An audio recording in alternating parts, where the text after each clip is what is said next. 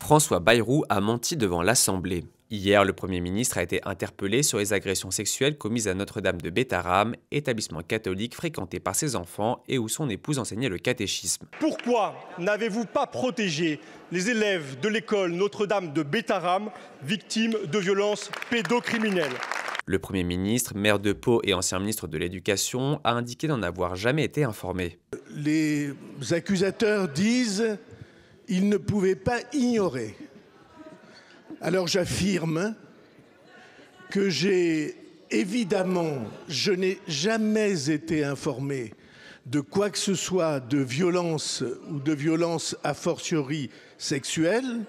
Jamais. Mais Mediapart a publié dans la foulée des documents qui prouvent que François Bayrou a eu connaissance des faits quand il était ministre de l'Éducation en 1996 au moment de la première plainte. Pour David Perrotin, présent sur le plateau du Média hier, François Bayrou ne peut rester muet. Est-ce qu'en tant que Premier ministre, on peut dissimuler des éléments aussi graves? On a affaire à l'un des plus grands scandales pédocriminels en France.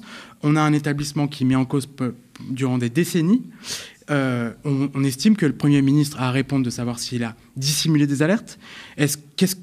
Puisqu'il était ministre de l'Éducation, qu'a-t-il fait? Le Premier ministre a indiqué porter plainte pour diffamation contre le journal.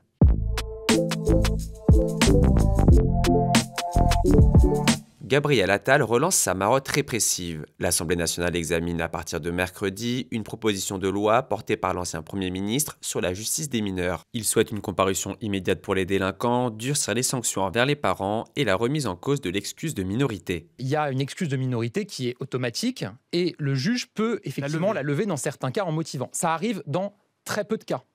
Moi, ce que je propose avec ce texte, c'est d'inverser les choses, c'est qu'elle ne soit plus automatique à partir de 16 ans et pour des faits particulièrement graves, et que le juge puisse l'appliquer, mais en motivant. Soutenue par le gouvernement de droite de François Bayrou, cette proposition est aussi validée par le Rassemblement national. Mais à gauche et même au sein de Renaissance, des élus dénoncent un texte qui ne traite qu'une partie des problèmes et ne protège pas les mineurs exploités par des réseaux. Pour les professionnels de la justice, les mesures répressives existent déjà et il faut plutôt augmenter les moyens. Actuellement, un éducateur de la protection judiciaire de la jeunesse accompagne 25 jeunes. Ça fait à peu près un rendez-vous par mois.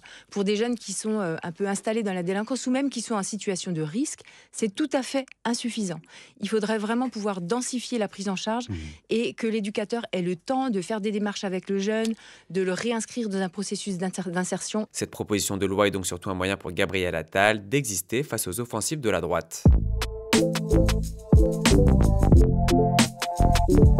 Vladimir Poutine ne se prépare pas à la paix. Déclaration de Volodymyr Zelensky suite aux nouvelles frappes de missiles russes sur Kiev. Au moins une personne a été tuée et 3 autres blessés à la suite de bombardements mercredi matin. Hier, le président ukrainien s'était dit prêt à un échange de territoire avec Moscou. Sans surprise, la Russie a elle indiqué qu'elle ne discutera jamais d'un échange impliquant son territoire. Zelensky est aussi mis sous pression par le nouveau locataire de la Maison Blanche qui continue à voir les conflits comme un grand jeu de société où on échange des ressources contre de l'argent.